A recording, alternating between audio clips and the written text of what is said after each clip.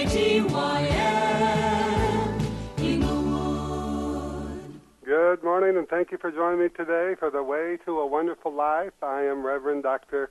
Henry Lee Bates, coming to you live this morning from Palm Springs, California, teaching from the philosophy of the Mastermind Jesus, the wisdom of the ancients, and the evolutionary science of mind. This program is not pre-recorded, nor is it edited. It is live. For more information about this ministry, please visit www.revbates.tv or www.revbatesontheradio.org. You can also find me on youtube.com by going to youtube.com and typing in the search box The Way to a Wonderful Life channel. That's The Way to a Wonderful Life channel, where you'll find over 100 of my radio broadcasts that you can listen to 24/7 in both English and Spanish. You can also go to MSN, Yahoo, Bing, and Google and type in the search box Reverend Henry Bates, that's B-A-T-E-S, and you'll find everything you want to find out about this ministry. Now, this is a healing and teaching ministry where we go beyond religion and we focus on those simple yet profound spiritual healing principles given to us by the Mastermind Jesus so that we can believe in our prayer and the answer to it. For we believe and we know that God responds to us by corresponding to our faith and our belief that with God, all good things are possible. With God, all good things are possible. Now, you can send me your prayer requests, your questions, your comments about this program, and you can also send a tithe, a donation, or a faith offering in support of this radio ministry, and you can do that from the websites revbates.tv or revbatesontheradio.org, or you can mail those to Reverend Henry Bates, that's B-A-T-E-S, P.O. Box 1173, Palm Springs, California, 92263. And you can also leave me a telephone message in the Los Angeles area at 818-476-0088, or in Palm Springs at 760-778-5677. Once again, this is The Way to a Wonderful Life, and The Way to a Wonderful Life Monday through Friday program on WKDI AM 840 radio is now simultaneously broadcast on the Internet Monday through Friday. That's 10:30 a.m. Eastern Time, 9:30 Central Time, 7:30 on the West Coast and Pacific Time. And you can find that by going to revbatesontheradio.org, and you can listen to that program every day. The Way to a Wonderful Life is now broadcast on the Internet 7 days a week. Okay, once again, thank you for being with me this morning. Let's begin by doing or listening to our prayer affirmation. And so if you're not driving a vehicle or operating something mechanical, just pause for a moment and listen for that word, that phrase, or that statement that will stir up the spirit of faith within you. Let's begin by saying these words out loud. Say them out loud if you can. The living Spirit is within me, and the Spirit of God is upon me. Once again, that living Spirit is within me, and the Spirit of God is upon me. And we know and we can believe that the living Spirit within me is my life, my health, my strength, and my vitality. It is the Christ within me which strengthens me. This living Spirit within me is my supply. It prospers all my affairs and is limitless in supplying my good. I draw on the inexhaustible substance of spirit, which knows no limit. Abundance is my birthright, and I claim it now. The living Spirit within me is my intelligence. It guides and directs me in all my ways, ensuring that my every good desire is already complete. I acknowledge this as an accomplished fact now, right now. So I go forth today and every day in confidence and assurance, and with the positive conviction that the living Spirit of God is within me, and all is good in my world, and so it is, amen. And so it is, amen. Again, thank you for joining me this morning. This is The Way to a Wonderful Life, and our Way to a Wonderful Life message for today is titled 5 Myths About Manifesting Prosperity. 5 myths about manifesting prosperity. We're going to begin with some words from the great prosperity teacher, Catherine Ponder, and this is from her book, The Dynamic Laws of Prosperity. Now, Catherine Ponder was a Unity teacher, an author, and she is amazing, has amazing ideas when it comes to manifesting prosperity. So let's listen to these words. She writes, when you are tempted to become discouraged in your efforts towards greater prosperity, remind yourself that to think according to the general beliefs of the human race is easy and useless. But to think prosperously in spite of appearances to the contrary is worth every effort because it produces rich results. One editor has often said to me, remember, Catherine, the majority is always wrong. Another way to invoke the law of increase and thus to avoid the pettiness and destructiveness of the law of decrease is by training your mind never to be disappointed. If certain things do not come at certain expected times in the way you wish, do not consider it a failure.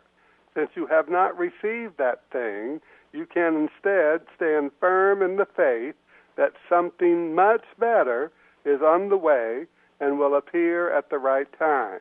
When you seem to fail, remind yourself that it is because you have not asked big enough. Expand your viewpoint and expectation, and a larger answer than you originally anticipated will surely come. Failure is nothing but success trying to be born in a bigger way. Most seeming failures are just installments toward victory. Let's go back and look at those words one more time. Expand your viewpoint and expectation, and a larger answer than you originally anticipated will surely come. Failure is nothing but success trying to be born in a larger or bigger way. Now, that's from Catherine Ponder from her book, The Dynamic Laws of Prosperity. There is so much information available on the Internet referencing the law of attraction and prosperity teachings, and there are life coaches, workshops, seminars, and gurus galore that are marketing to people without telling them the truth that the two things that are absolutely necessary for success and prosperity is self-reliance and nonconformity. And when I say marketing, I mean marketing. Marketing means people are trying to make money, but we want to know that whatever it is that we do, we're not doing it to make money. We're doing it for the doing of it because we're called to do it, and that brings with us the good results that every person who truly believes in the power of the Spirit to work through us, as us, and for us, to bring forth that prosperity and success that is ours to claim, that will come to us. So when we think about those two things, self-reliance and nonconformity, we'll go into a little more of that later on in this message. Now, everything comes back to what we believe to be true about ourselves, and this must come from within our own mind. Now, Catherine Ponder gave us a couple of ideas there.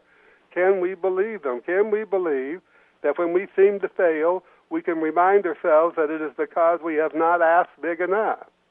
And can we believe that failure is nothing but success trying to be born in a bigger way? How many of us can do that? Or do we get into a pity party or start feeling disappointed or start feeling rejected or start feeling that somehow the world is against us, which all of those are states of mind, but we can take the power within us to move through that state of mind and realize that none of these things move me because I have established within my own mind, my own heart, and my own soul that there is something within me that knows success and prosperity are the right thing for me, that it will come to me in the right and perfect time and in the right and perfect way. So everything comes back to what we believe to be true about ourselves, and this must come from within our own mind, our own heart, and our own soul, or it is absolutely worthless. Does this mean that we can't learn from others? No, I am not implying that at all, but we must learn from those who are giving what they know to us without thought of personal gain.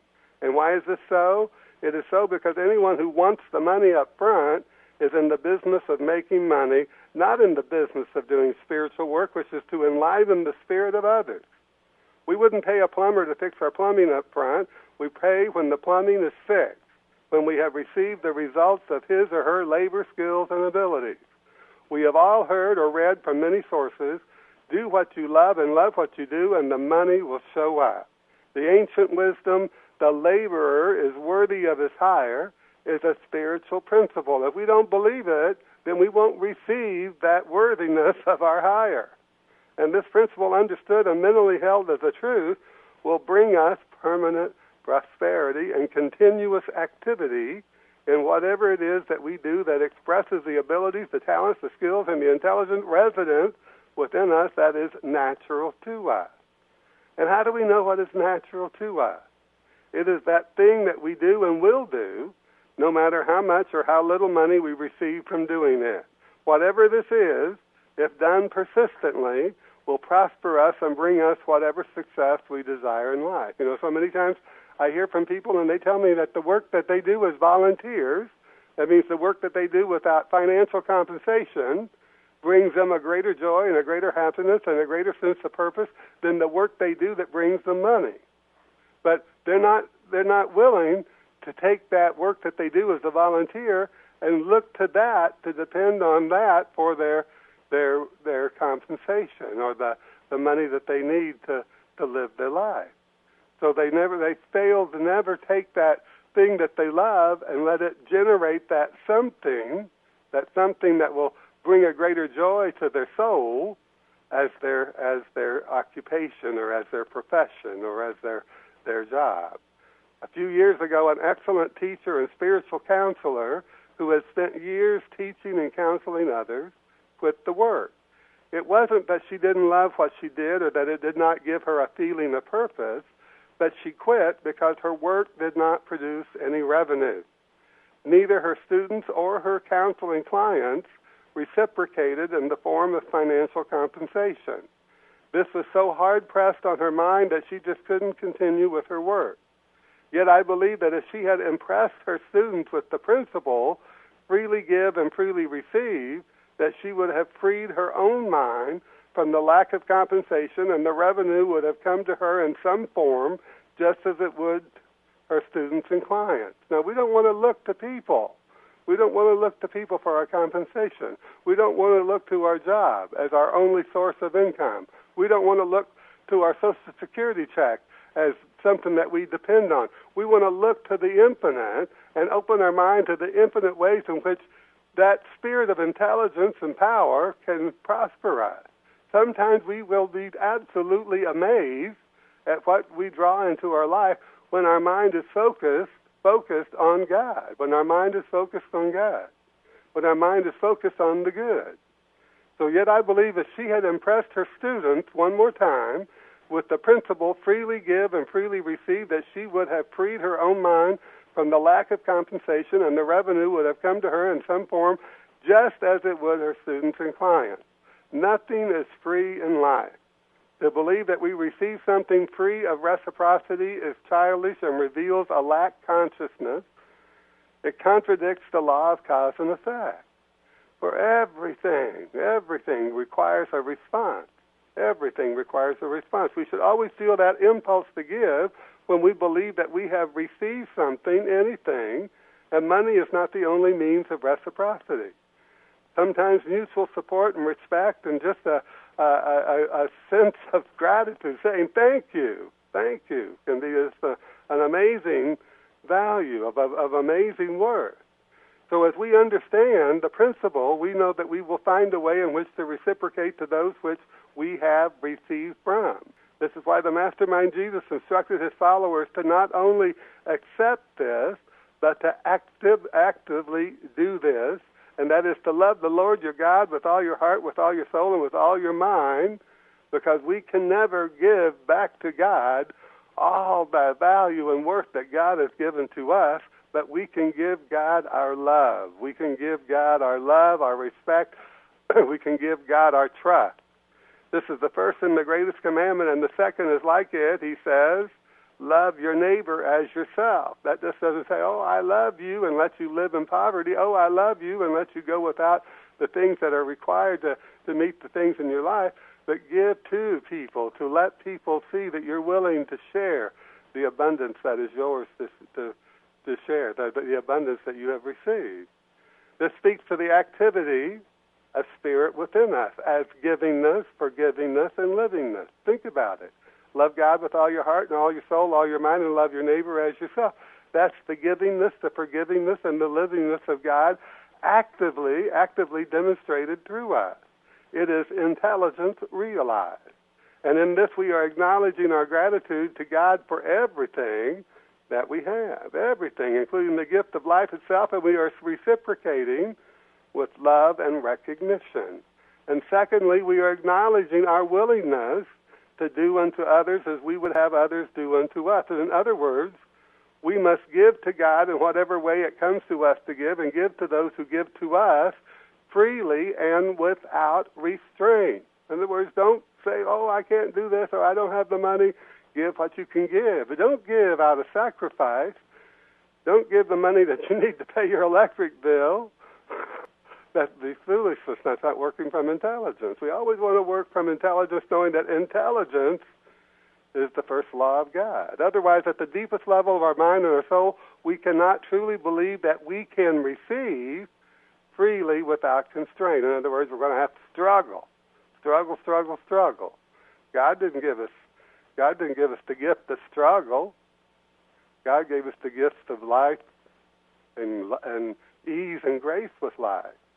Now, I have found 5 myths about manifesting abundance that came to my attention, or at least the wrong teaching about it, that I would like to bring forward in this week's message. The first myth is tithing. Tithing is taught as giving 10% of what we receive to a church or other place where we receive spiritual guidance and understanding, or some will teach that we give it to charity. But the key error in this teaching is that tithing in and of itself will bring us prosperity. It won't. We can't manipulate consciousness. What brings us prosperity is our willingness to give freely, and in the giving to maintain the state of mind that we do not have less because we have given, whether 10% or 10 cents. The greatest value that we can get from tithing is to use it as a way to develop commitment to those things that have value and purpose to us, and to know as we share our good with them, we are aligning ourselves with value and purpose. This state of mind or consciousness can be achieved by giving any amount consistently, but we must give freely. We don't want to give money and then think, oh, where in the heaven is my money going to come from to pay the mortgage? Or where's the money going to come from to buy my wife that Tiffany ring for Christmas, or whatever's going through our mind.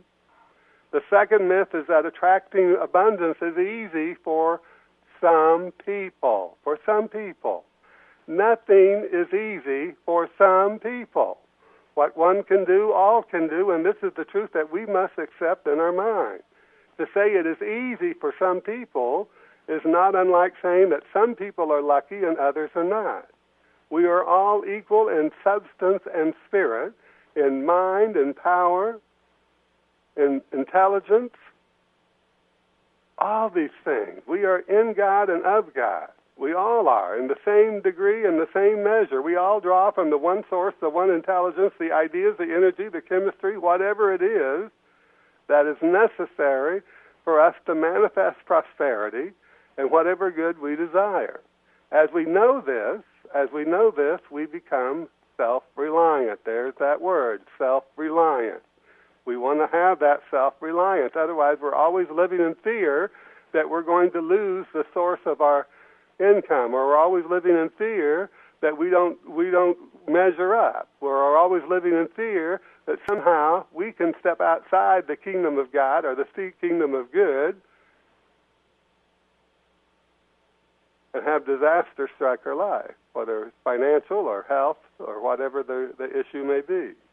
The third myth is that we are to love and appreciate money. I really kind of laughed when I saw this.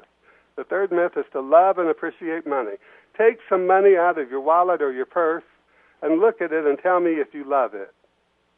take some money out of your wallet or your purse. You don't have to do it right now. You can do it later. And tell me if you love it. How much would we love money if we could not use it? How much would we love money if we could not use it? What if you had all this money, stacks of $100 bills, but you couldn't use it? How much would you love it? In reality, isn't it what we can use the money for that we love having the money to do this or do that, or to travel, or to buy gifts for people, or to educate our children, or all those wonderful things? If we focus on loving and appreciating money, we will stifle the flow of good that will manifest in our lives and saturate our consciousness with limitation. Not every good thing comes to us to use requires an exchange of money. The focus on money limits the infinite from prospering us with the good that is ours to receive. The ancient wisdom that God has ways that we know not of must never be discounted in our mind, never. That's why we can believe in the infinite possibilities. That's why Dr. Schuller taught possibility thinking. Think of the possibility. I remember a statement that I read a long, long time ago. It said, be realistic, expect a miracle. What is a miracle? Miracle is something beyond our own human understanding. But miracles are normal and natural when our mind is focused on the good, focused on God, focused on that power and spirit and intelligence within us. Now, the fourth myth is the rich dad, poor dad teaching. Having a rich dad does not guarantee us wealth and financial abundance. Neither does having a poor dad limit us in our ability to realize prosperity and success. This is putting consciousness outside of ourselves, not to mention that it's very unfair to do this to our fathers, our dads. The person who makes the decision with a firm commitment and resolve to be prosperous and successful will find the way to do so. It will be revealed in some way, There is evidence of this that far outweighs the evidence against it. So it doesn't matter whether we have a rich dad or a poor dad. That's like saying everybody with a rich father becomes rich themselves. We know that's not true. Or everybody that had a poor dad is doomed to poverty, and we know that's not true. The great Emerson stated, that which I am to do best, only my Maker can teach me. Only my Maker can teach me. And this is the truth that is always why nonconformity is so very important in realizing success and prosperity. We are not here to imitate anyone else or to conform to the ideas of another. We all shall find our own way in which to realize success and prosperity if we truly desire to do so.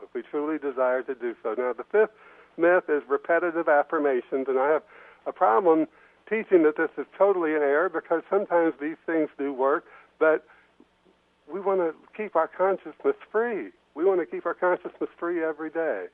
So repetitive affirmations, especially to repeat the same affirmation for a specific number of days or number of times each day, this is superstitious, and it limits the soul's development.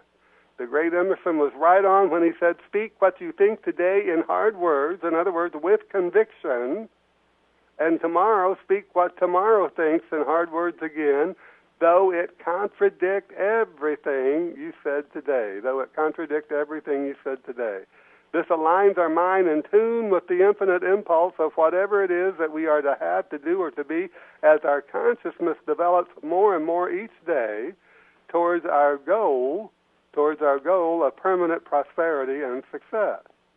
Now, the mystical Ernest Holmes stated to say 1,000 times a day, more and more good is mine, and ever-increasing good is mine, but what that good is can change daily for most of us, and the 1,000 times a day was to encourage us to fill our mind with the idea of having the thing that we desired, not an activity of counting how many times we affirm it in a day's time. Now, these aren't the only myths being taught about manifesting prosperity. There are a great number of them. Does that mean they never work? No, I believe even the myths work for some people, but they can't be depended on. In the final analysis, everything comes back to mind, our thoughts, and our ideas that we entertain in our mind. No one else can think for us, and no one else knows what it is, what thought, what idea, what image will bring into our mind, heart, and soul that transformation that realizes, renews, and refreshes our mind to the truth that the power to manifest prosperity is within us, each and every one of us. Let's go back, and we're going to review those words once again from the great Catherine Ponder. Once again, this is from her book, The Dynamic Laws of Prosperity, The Dynamic Laws of Prosperity. And she was a master teacher of teaching people to displace their poverty consciousness with a prosperity consciousness, displace their ideas of lack and limitation with ideas of possibilities, and the ideas that, she didn't say it, that miracles are normal and natural. That means those things outside of the realm of our own thoughts, our own ideals, that's something that God will impart to us, this infinite intelligence, power, and spirit that clothe our spirit in human form so that we can realize in this life the good things that we want to realize. That's why Jesus said in the Lord's Prayer, you give us this day our daily bread. He didn't say, oh, you're giving us this day something for tomorrow and the next day or something from yesterday. This day our daily bread. Now, when you are tempted to become discouraged, Catherine Ponder writes, in your efforts towards greater prosperity, remind yourself that to think according to the general beliefs of the human race is easy and useless. But to think prosperously in spite of appearances to the contrary is worth every effort because it produces rich results. One editor has often said to me, remember, Catherine, the majority is always wrong.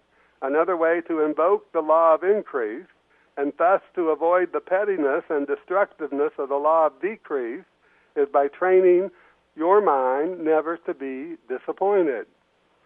If certain things do not come at certain expected times in the way you wish, do not consider it a failure. Do not consider it a failure. Since you have not received that thing, you can instead stand firm in the faith that something much better is on the way and will appear at the right time. When you seem to fail, remind yourself that it is because you have not asked big enough. Big enough. That bigger idea has not come to your awareness yet. Expand your viewpoint and expectation, and a larger answer than you originally anticipated will surely come.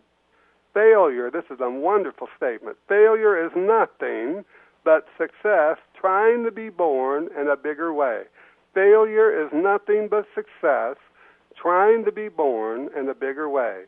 Most seeming failures are just installments toward victory. So let's remind ourselves that no one can think for us and no one else knows what it is, what thought, what idea, what image will bring into our mind, our heart, and our soul that transformation that renews, and refreshes our mind to the truth that the power to manifest prosperity is within us, each and every one of us.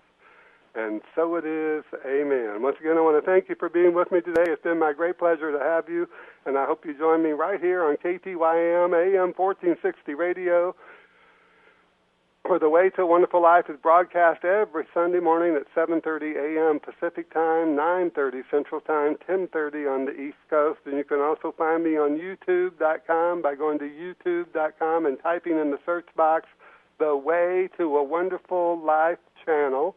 That's The Way to a Wonderful Life channel, and you'll find over 100 of my radio broadcasts, some in Spanish, that you can listen to 24/7, and you can do that any time of the day or night. You can also go to MSN, Yahoo, Bing, and Google and put in the search box Reverend Henry Bates, that's Bates, and you'll find everything you want to find out about this ministry. And you can also go to RevBates.tv and RevBatesOnTheRadio.org. The Way to a Wonderful Life, The Way to a Wonderful Life is now broadcast on the Internet 7 days a week. Go to RevBatesOnTheRadio.org for our radio schedule, and you can listen to The Way to a Wonderful Life on WKDI AM 840 radio from Maryland, simulcast on the Internet all over the world. And you can do that at 7:30 a.m. Pacific Time, 9:30 Central Time, 10:30 on the East Coast. Once again, this has been The Way to a Wonderful Life. I am Reverend Dr. Henry Lee Bates. I've been coming to you live from Palm Springs, California, teaching from the philosophy of the mastermind Jesus, the wisdom of the ancients, and the evolutionary science of mind. This program is live. It's not recorded. It's not edited. So let's go into our feeling of knowing and believing and accepting a greater good for ourselves today, right now. So let's close with our closing affirmation, that leaves us open to the infinite possibilities that are available to us. Let's say this together, and let's say it out loud. Say it out loud if you can.